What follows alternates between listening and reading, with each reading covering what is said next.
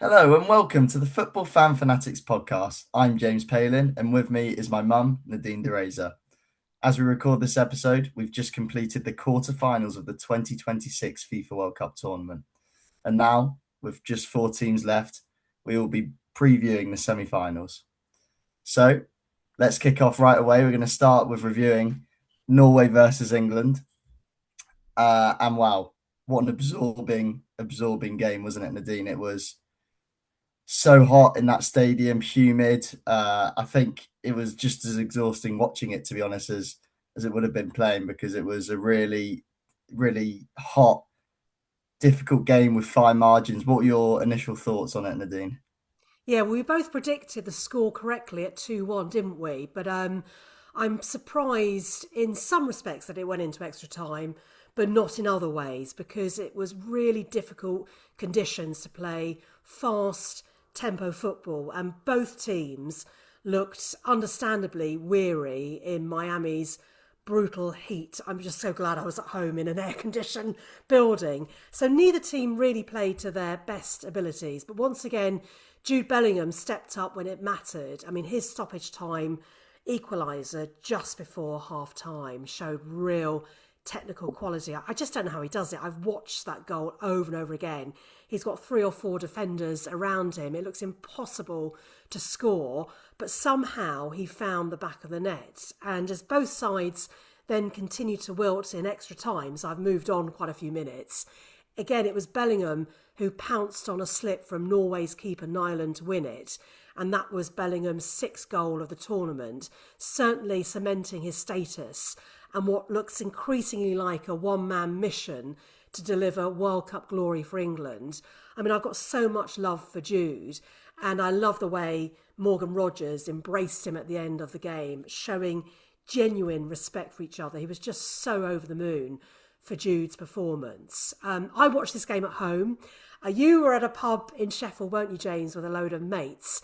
And do you agree that Jude Bellingham is a superstar? He's England's saviour in many ways. But are we in danger of overblowing his role and putting too much on his shoulders? Oh, he's definitely a superstar. Absolutely, he's the best midfielder in the world, in my opinion, and certainly I think that opinion's been shared with a lot of England fans and supporters of football around the world. He's kind of got everything you want in a midfielder, a complete midfielder, in terms of the way he plays, his dribbling, his tackling, his commitment off the ball, and his goal scoring ability. Lots comparing him to the likes of Zinedine Zidane, that sort of tall frame, but powerful midfield player. And he's mentality wise as well. He's just non-stop. He never gives up. And yeah, he was England's saviour. He definitely was. You know what? I don't think we are in danger of overblowing his role, because I just think he takes everything in his stride. I think he wants to be the main man. He wants to be the star. For me, he's a future captain for sure. Once Harry Kane, obviously, he'll still have a few years left potentially, but once Harry Kane eventually retires from international football, I think Jude Bellingham has to be in the conversation, because he has that captain mentality of wanting to be the main man, wanting to lead a team, wanting to push everyone forward. So yeah, I can only see him putting in more admirable performances. But let's move away from Jude Bellingham, and we've got plenty to unpack in this Norway game. And I want to start with England's first goal. Nyland takes a goal kick, and interestingly, some have suggested that it hits the wire that's connected to the spider cam that moves around the pitch with its 4 sort of big wires. And yeah, so to be clear, a spider cam is essentially a cable suspended aerial camera system that can move vertically and horizontally across the sports stadium. And the idea is that it provides viewers with dynamic top down and close up perspective. So the question here is, did it hit the spider cam before England's goal? FIFA have said there was no notification from the ball sensor that it might have hit the camera wire. An interesting one of our most loyal listeners, Steve Loughton in the UK, he's got back in contact with the show and has made a really good point that the Spider-Man camera is on throughout the match. So why not watch the footage back and see if it jumps, essentially? Um, yeah, do you think FIFA could have done something different here, Nadine? Well, it's all about timing, isn't it? And by the way, it's not a Spider-Man cam; it's a spider cam. But I Did I like the say that? style. Yeah, you said Spider-Man. Um, Spider-Man cam. Maybe it should be called that. It will forever be known now as Spider-Man cam. I mean, yes and no. I mean, it's just the pace of the football. I don't think anybody complained about it at the time, but yes, they could go back. All those cameras are on, so they could go back into the edit. But do they then want to sort of prove that maybe that they were wrong? And if they sort of can bury the evidence, then maybe they will do. And maybe, the censors are not as infallible as we thought that they were. So, are they watertight? The computer said no, but are computers always right? So I suppose if people had seen the ball drop dead from the skies immediately and surrounded the ref straight after the goal, which I don't think they did. I've looked again back at the goal a couple of times, and I don't think that is the case. But if that had happened, then yes, maybe there should have been an investigation, but that could have taken potentially a long time for VAR to review that. So have VAR got the spider cam footage available? And that's the question I don't know. So maybe something that we need to explore. Yeah, I think interestingly with FIFA, they're protecting themselves by potentially only using the ball sensor, because had they looked back at that footage and realized that the ball sensor was wrong, then there'd be millions of fans questioning everything that's happened so far in the tournament. So they don't want to damage themselves essentially. Yeah. So that is something that I think will be spoken about and reviewed after the World Cup. Yes, Uh, indeed. How Norwe- how how consistent was the data from the ball sense? I mean, we talked about it before. They have done trials. I mean, I think this is an Adidas initiative, isn't it? So they've backed, put a lot of money behind this, but also a lot of faith behind it. And if you start questioning that one decision, as you've intimated, then you start questioning all the decisions that that ball has supposedly made and changed the course of this World Cup. So I'd like to think actually that it didn't get in the way of the game, and actually they should have surrounded the ref and demanded a review straight away. Am I right in thinking they demanded that after the game? They made that point afterwards. Yeah, it was more so after the game. In the moment, from the footage I've seen, no one really even noticed the ball had hit a wire or the path had changed, and everyone carried on. The goal was scored about 15 seconds after, so it was definitely in that time period where it impacts the goal. Yeah. So yeah, I'm sure more questions will be asked, but also just to kind of move away from that. We've had a few people get in contact asking why Haaland didn't get a yellow or red card when he pushed over Elliot Anderson and the goal was eventually disallowed after a VAR check. And my response to that would be because he's an attacker pushing a defender and not the other way around. There's no, I wouldn't say he's not denying any goal scoring opportunity like it would be if it was a defender upon an attacker.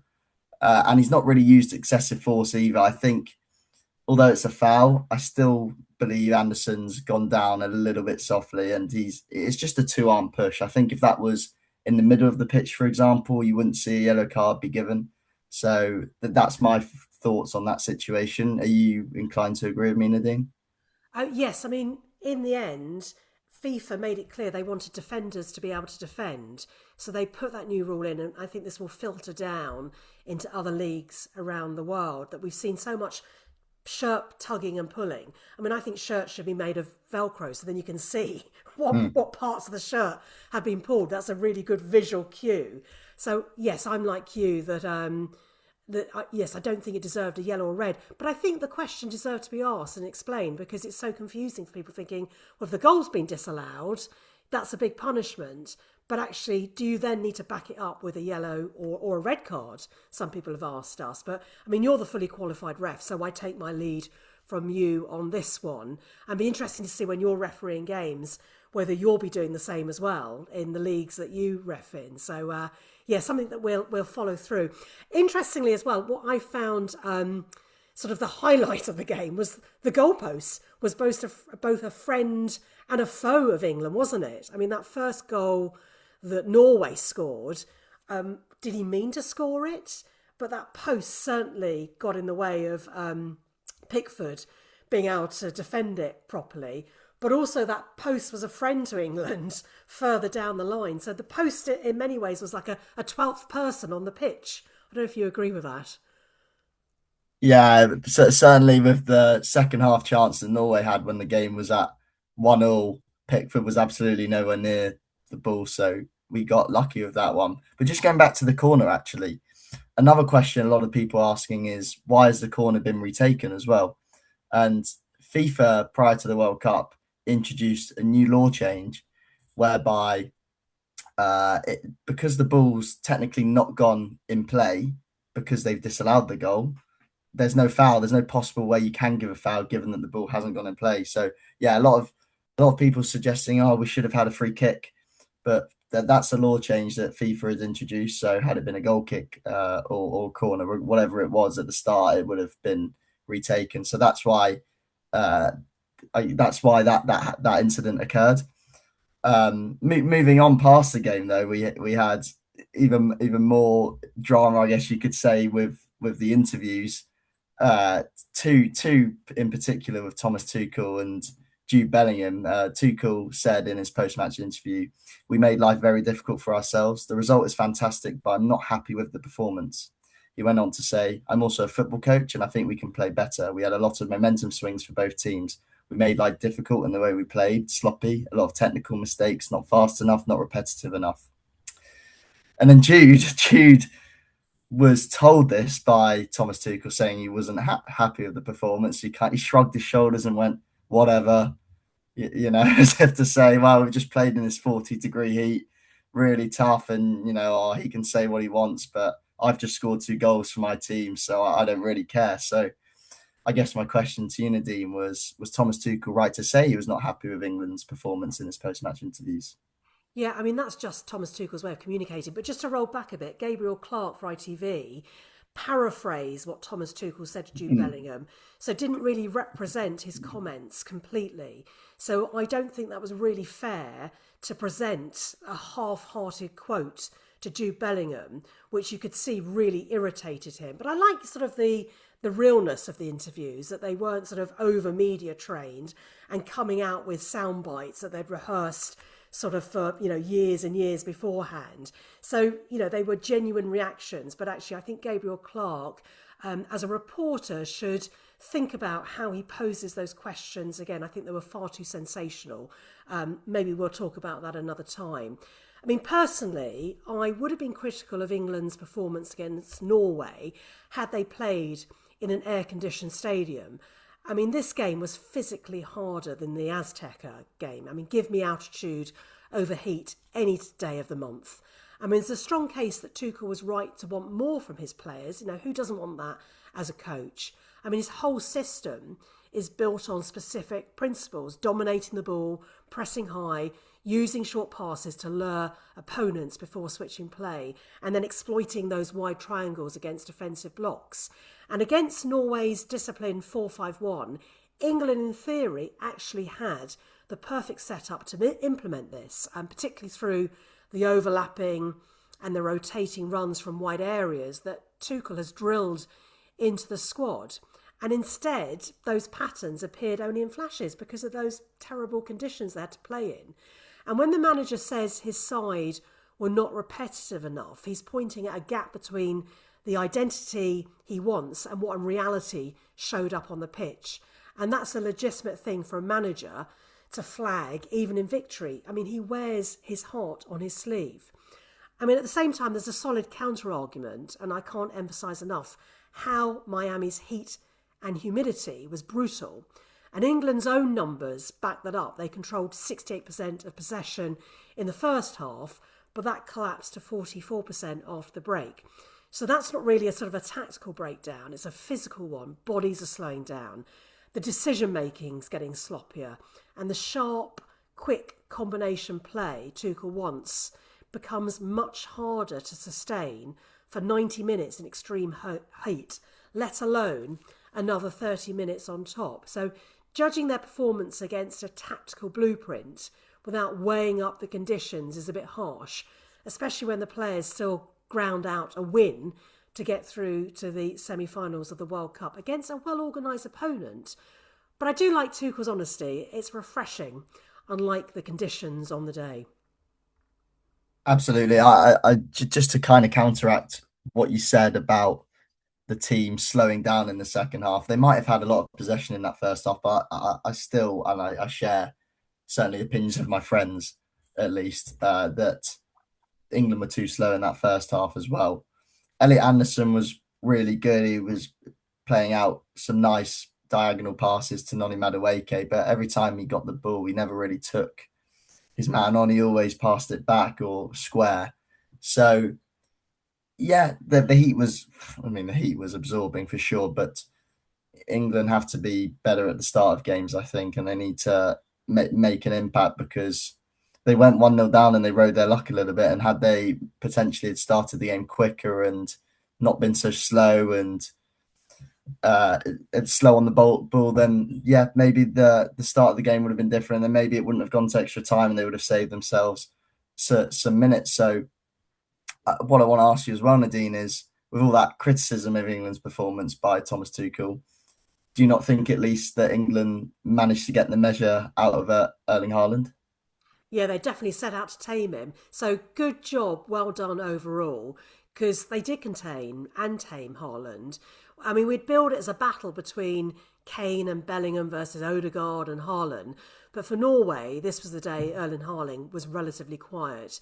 You know, coming into this match, he'd racked up 7 goals and captured the hearts across the United States with his personality. He was having the time of his life. And you could see the United States really warmed to him, as well as his finishing on the pitch. But for this quarter-final, fortunately for England, he didn't make his presence felt. Although actually Haaland nearly punished a rare lapse from his Man City teammate John Stones. And you could also see Haaland was left visibly frustrated and annoyed when his Norwegian teammate Alexander Sorloth, I think that's how, Sorloth, is that how you pronounce it? Yeah, Sorloth, yeah. Yeah, chose to shoot alone rather than square to him. You know, it was the most obvious pass he should have made, and he didn't. And we know that Haaland can put away those type of goal-scoring opportunities with ease. So I think Haaland was right to be frustrated with that particular manoeuvre. And his day ended in disappointment. His shove on Elliot Anderson got Hegum's would-be goal, Norway chalked off by VAR. And also then Haaland was subbed off later in the game, looking a bit subdued. So yes, good job by England to contain him. But Haaland, you've brought so much this World Cup. We will miss you. Yeah, I actually just want to take a second to just appreciate how fantastic Norway have been. To make an arrival on the World Cup stage like they have done has been truly fantastic to watch. The row that the fans have done, that lots of nations are now doing, just because it's that brilliant to watch. Even as you mentioned in the last episode, your brother's cat was getting involved. So they've had a fantastic impact. They've brought Norway to the table as a nation, and I think this is only the start, really. I really see them being a fierce competitor in the Euros, for example, in a couple of years' time. Haaland's still young, Odegaard's still going to be around as their captain, so yeah, really inspiring, and they've been one of my favourite nations to watch.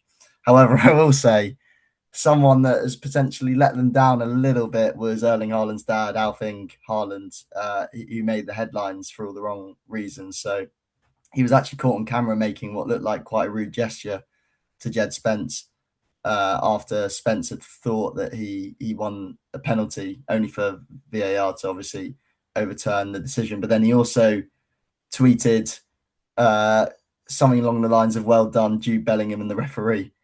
So I saw that. So what do you think about that? Do you think he's tarnished Norway a little bit there? A little bit, but it just adds a bit of spice, doesn't it, to the World Cup? Also, you could see him swearing. I mean, you don't need to be a lip reader to see what he said. Obviously, I'm not going to repeat the expletives, but not only did he do a hand gesture, and he swore as well, and then did the sort of the dive manoeuvre as well. So, yeah, I mean, I just think it will probably add to the Haaland brand overall. Let's not forget he used to play for Nottingham Forest, Leeds United, and Man City. He earned 34 caps for Norway. So, I mean, he's a legend in his own right from Norway.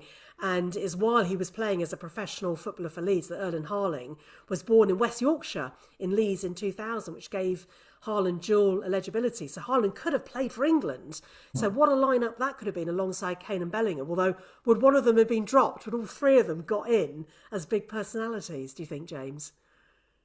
I think you'd have to find a way to fit all three of them in. And as well, Bellingham and Haaland have a special bond off the pitch. They obviously played together at Borussia Dortmund when Bellingham was 17 and in his youthful teenage years, roughly about 6 years ago. And now they've both come such a long way.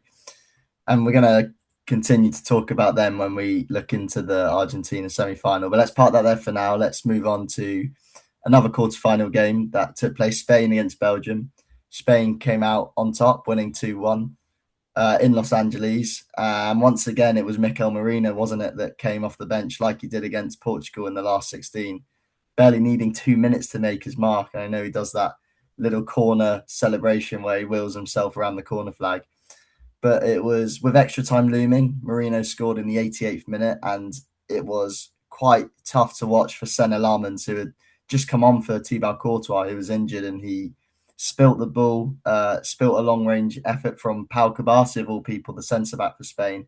And Merino was on it like a flash with that striker instinct in a way, even though he's a midfielder, bundling the rebound home, sending Spain through to the World Cup semi-finals. So that was a difficult moment for Sonny Larmans, who barely had a minute in the World Cup to play. And as soon as he comes on, as a goalkeeper, you're not expecting to come on the pitch. So whether it was a mentality thing and he just wasn't focused because he probably didn't expect to come on and he'd been sat on the bench the whole time, potentially away with the fairies, it is tough for a goalkeeper to come on. And for Belgium, it's heartbreak. No Tielemans through injury before kickoff. Obviously, Amadou Onana prior had an ACL injury, and Courtois coming off, as I mentioned, in the 70th minute meant that it made it more difficult for Belgium, and they lost 2-1.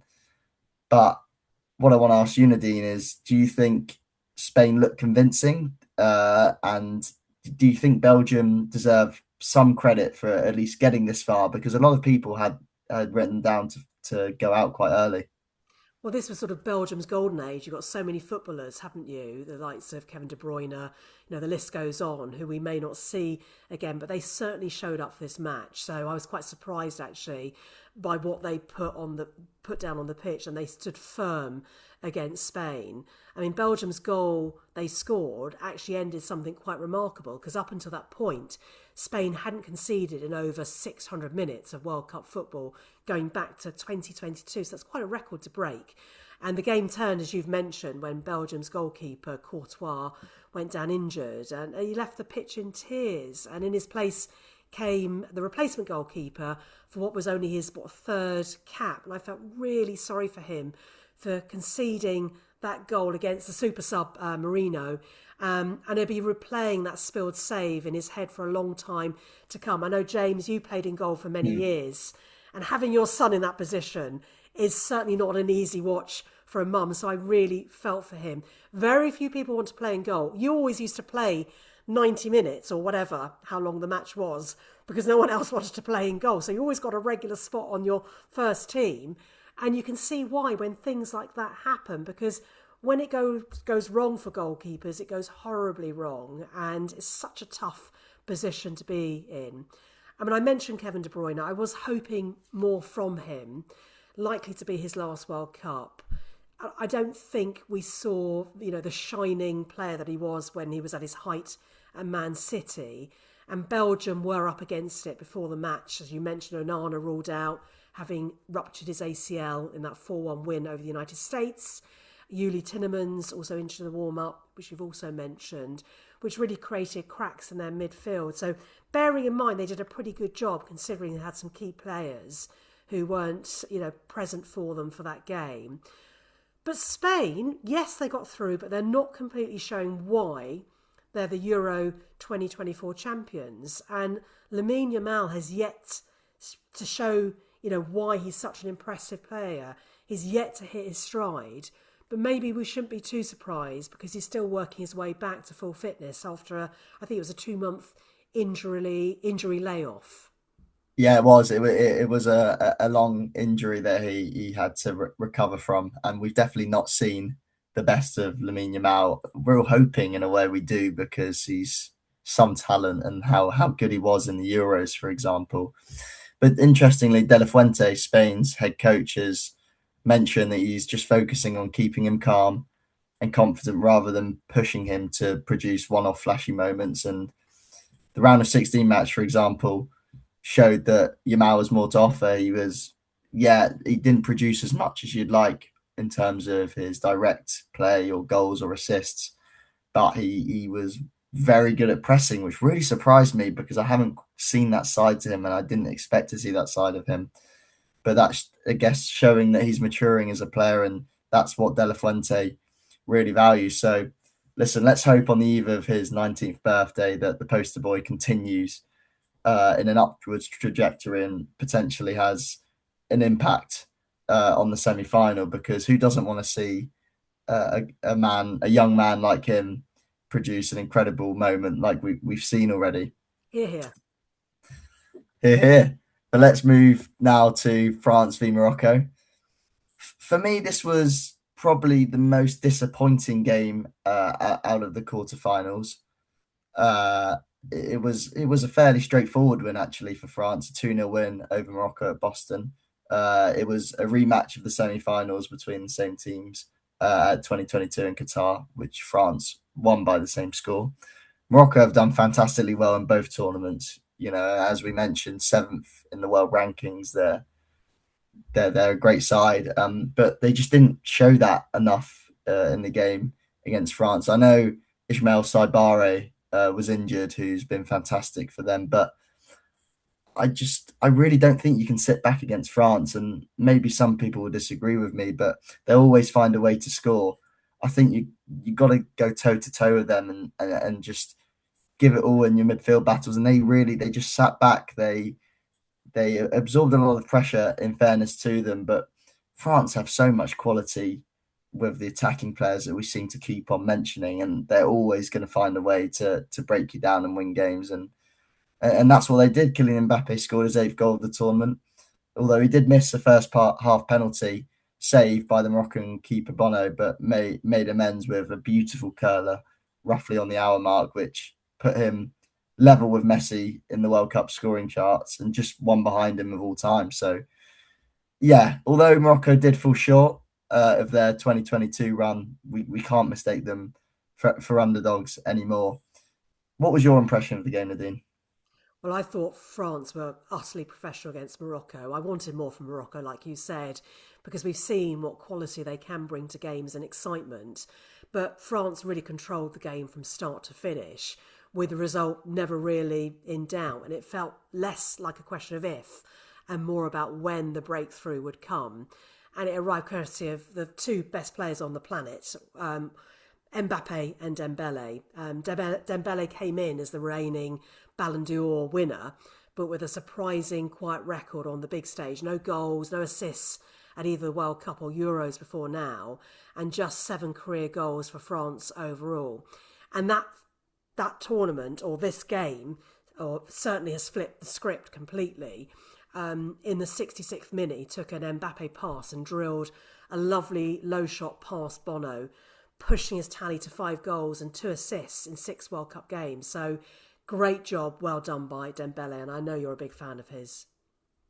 Yeah, I'm a huge fan of Dembele. He obviously won the Ballon d'Or last year, and it feels like he's matching his club form, which everyone was questioning would he do, especially with Elise and Mbappe being there and whether he'd be overshone by them. But yeah, France definitely have the most dangerous attack. I don't think it's even arguable. They just do. Mbappe, Elise, Dembele, Doué, Barcola. Cherky's barely got a minute. So yeah, they're a really scary force, aren't they? France. I want to actually go back to the penalty, and although Mbappe missed that, I just think one of the disappointing things we've seen in this tournament is referees not being able to control defensive sides, getting in the way of penalties. We saw a very similar situation when Mbappe did convert against Paraguay. But there have been a lot of missed penalties in this World Cup, and there have been a lot of instances where it's taken at least a minute to clear the penalty area or check with VAR, and that really just doesn't help with the confidence of the players taking the penalty. So I think that answers the question why there have been so many misses, because these players are under more pressure, having to wait for longer. Would you not agree? I mean, yes. I mean, we did think VAR would get in the way even more so than what we've actually seen. So I think the decision making has been so much quicker overall. But I mean, Mbappe, I mean, that was a poor penalty. And he is a world class player. So I think, I don't know if I can blame it in the same way that you're blaming the defenders getting around him. He knows how to sort of basically block out that sort of white noise and just focus on the job in hand. It was just a really weedy penalty, and we just wanted him to sort of fire it in. But again, maybe another rule change needs to happen, that, you know, there's more cards issued if you mess around once a penalty has been issued. And yes, VAR is checking. The defenders need to stick behind the line and not go anywhere near the ball and try and intimidate whoever the penalty taker is going to be. So I don't see it as a bigger problem as you did. I just thought it was a really poor penalty by Mbappe, and he should have raised his game regardless of whether there was any extra influence by defenders trying to put him off. Yeah, well, let's move forward now to the last quarterfinal that took place between Argentina and Switzerland. Chaos, controversy, mistaken identities, a red card, and Messi unable to get on the score sheet for the first time at this World Cup.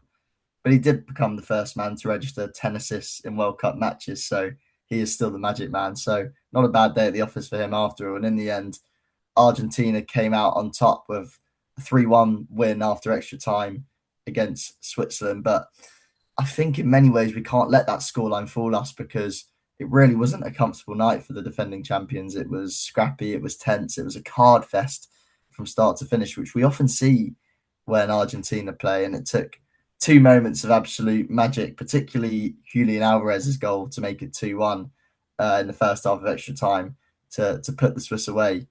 So Nadine, were you impressed that Switzerland took this game to extra time? And I remember you said it was a banana skin for Argentina before. Yeah, absolutely. I think Switzerland did an amazing job.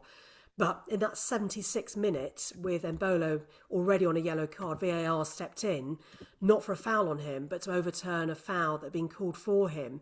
And the review showed Embolo had dived, simulating contact that never had happened. And I think a lot of people celebrated the fact that finally we're stopping this kind of behaviour. So I've seen so many comments online going, you know, this is really a good progress by FIFA to pick up on that. So that's what you want VAR for, to make sure those kind of incidents don't happen. And interestingly, yeah, the yellow card originally shown to, is it Paredes, was scrapped, and Embolo was shown a second yellow instead, which equals a red card. And just like that, Switzerland were down to 10 men. And from there, Argentina took over. And at the heart of it was Messi, as he always is. Every set piece ran through him. Yes, he didn't score a goal, but every spark of danger traced back to him. It was his corner that led to the opener.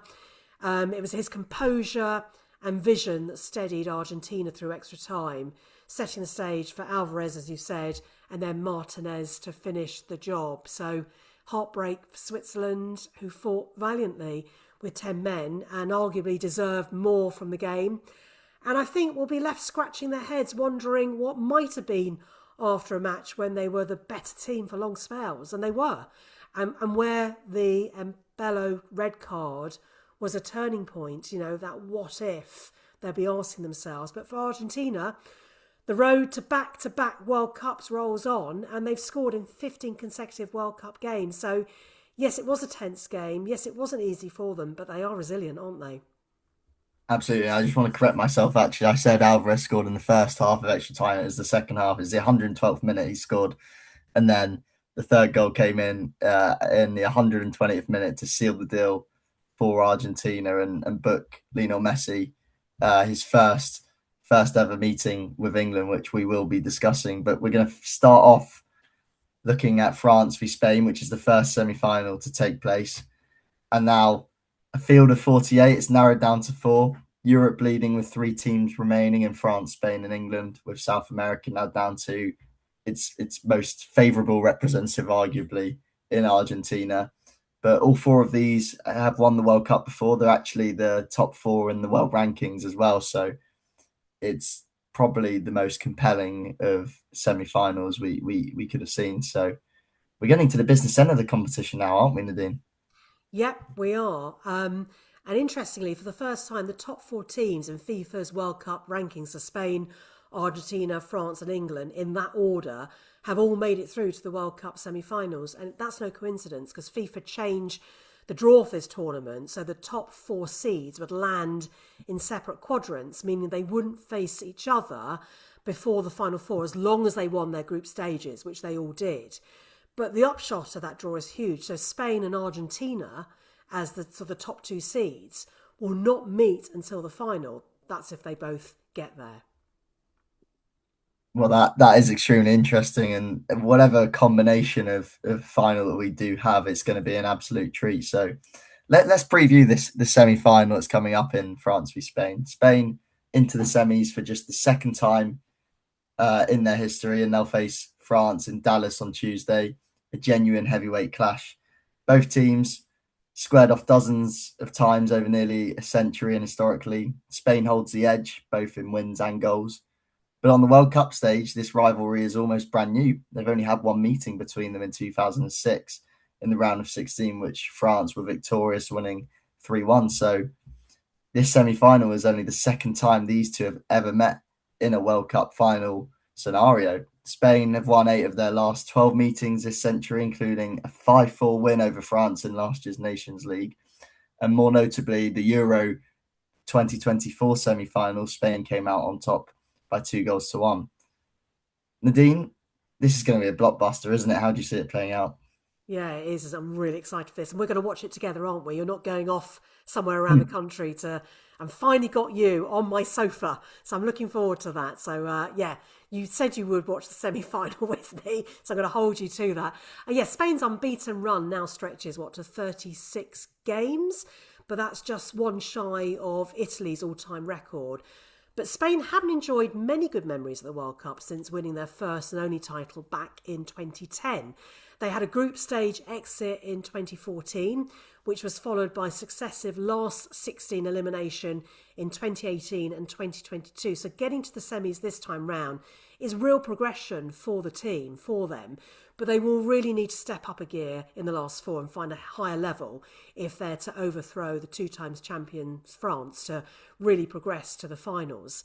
Having said that, Spain in many ways are the easiest team to analyse, but the hardest to beat. Head coach, you've mentioned him earlier, Luis de la Fuente, has shaped Spain less through tactics and more through culture. I've been reading some articles about him, and his core belief is that football is a team sport built by good people who are generous, who are selfless, who are disciplined players rather than talented individuals who put themselves first. So that team effort, that team collectiveness is really what he stands for.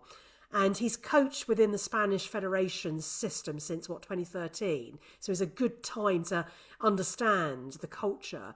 And he already inherited an established footballing identity built on possession and positional intelligence. And rather than reinventing it, he's refined it, adding, versatility, depth and composure.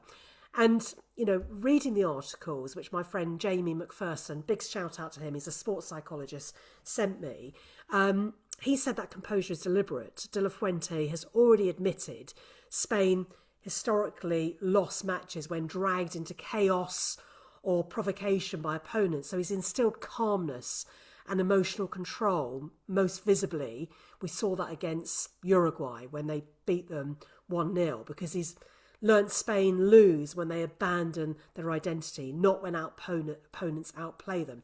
Now, that might sound all very nice, but actually you can see that culture right through the Spanish team. So there is something in that.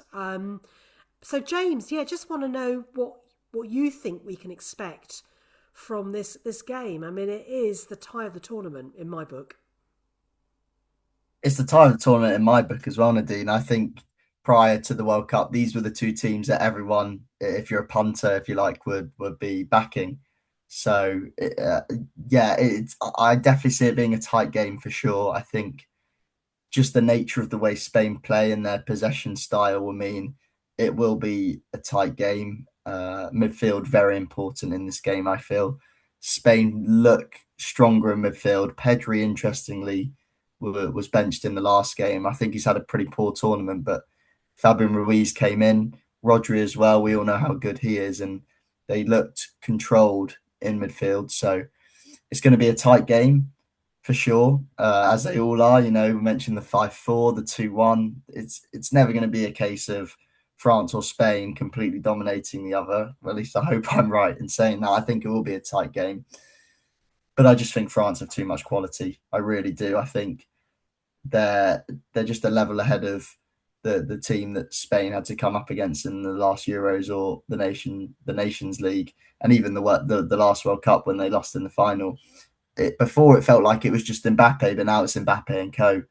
In a way, they just got so much talent, and Spain, for all their great defensive work and in possession and control, haven't quite looked as strong or dominant going forward. So for me personally, I just see France getting through. It might take them more than 90 minutes to do so, but I think if it did go to extra time, again, they've got that depth and talent up front that would just kill Spain off. What do you believe will happen?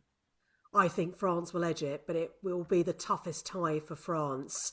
But Spain have got to up their ante as well, and maybe they're saving the best second last, not quite last because they're not through to the finals. So I think France will edge it. I've said France all along will win the World Cup, and I still stand by that.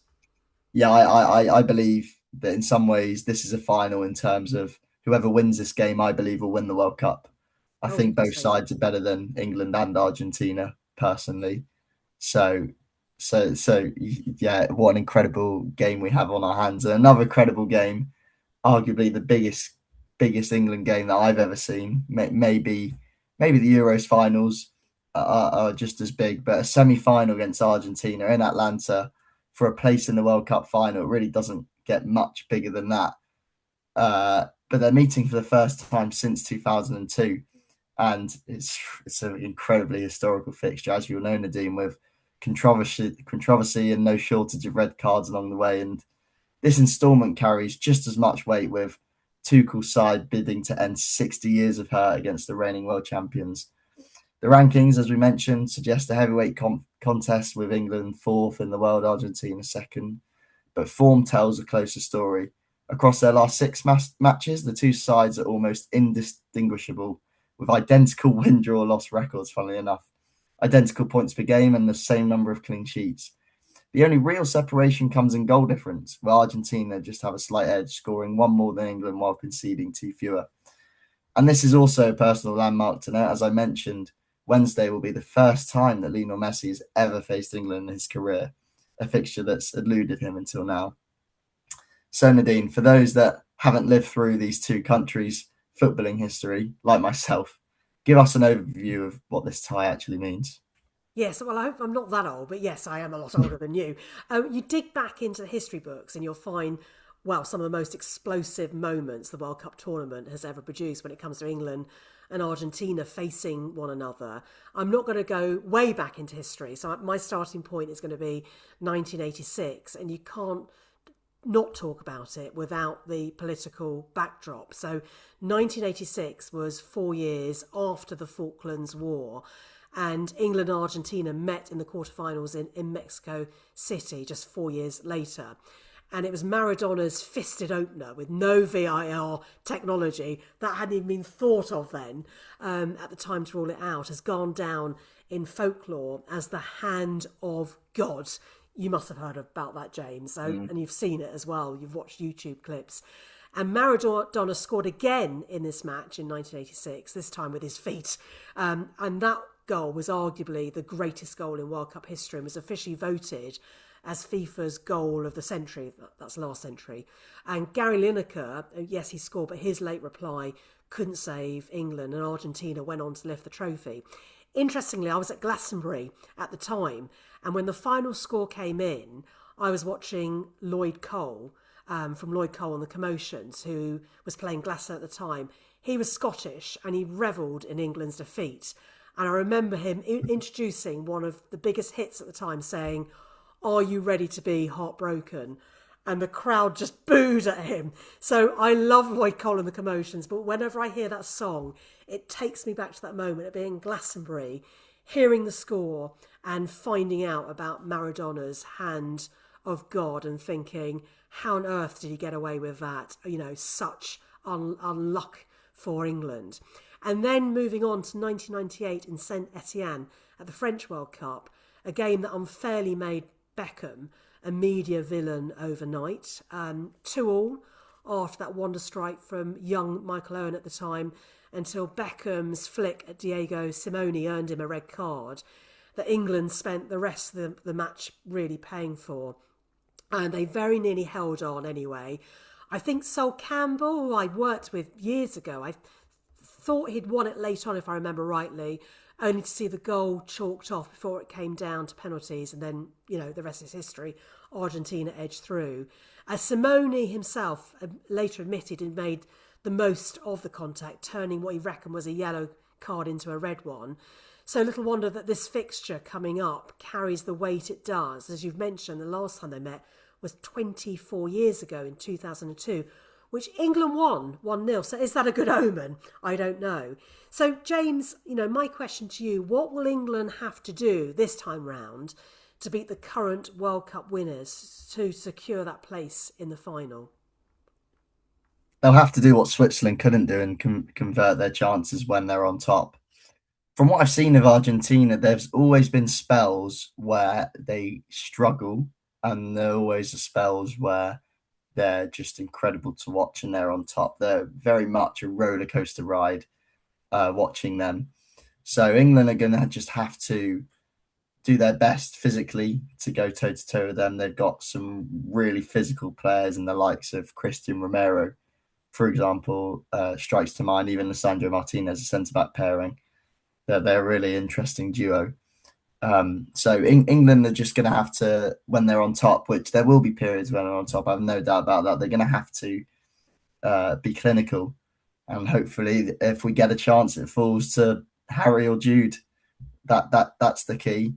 It's a winnable game. Argentina haven't looked really convincing. It's just the history and everything else about it makes me question whether England will be able to do it, whether they'll be able to beat them. So, yeah, in terms of the lineup as well, there are going to have to be some big calls made. I really believe that Madueke has seen his last start in the World Cup. I think Bukayo Saka, as long as he's fit and okay, will absolutely start on that right-hand side. Declan Rice, interestingly, as well. He was so ill before the game against Norway, so hopefully he can recover in time and start. But if not, then there'll have to be a call made about who plays in midfield, whether it be Reece James that plays in midfield, because Kobbie Mainoo's not even played a minute, so potentially Reece James there. And the back four as well. Again, it just depends on who's fit and available. I'll be honest, Nico Riley was disappointing. He's for Man City, you see him storming forward and being so fantastically accurate with his passing and crossing ability in the final third, but he hasn't really delivered so much. So big calls to be made for Thomas Tuchel. I'm not going to tell him what to do because he's been pretty good at making those calls so far, certainly with substitutions. But listen, semi-finals, here we come. And in 4 years' time as well, maybe Germany will be back in the mix in the last four, as we've just seen Jurgen Klopp looking set to return to the touchline for his own national side. The German Football Association expect him to sign through to 2030, and it comes after their early exit to Paraguay in the last 32. But that's a long way off. There's still a lot of football to play as we enter the final week of the FIFA World Cup for 2026. But that's certainly a story we will come back to. Anyways, thank you for listening to this week's Football Fan Fanatics podcast. And thank you, Mo, again, for your company once again today. To make sure all of our episodes drop right into your feed, you can follow our show on Spotify or Apple Podcasts, or wherever you listen online. To find out more about us, please visit our website, footballfanfanatics.com. And you can also watch us on our Football Fan Fanatics YouTube channel too. We're currently compiling a guest list of contributors who will be appearing on the show in the coming weeks. So if you're connected with football and you would like to appear on the podcast, please get in contact. Details again are on the website. Thanks again and see you next time.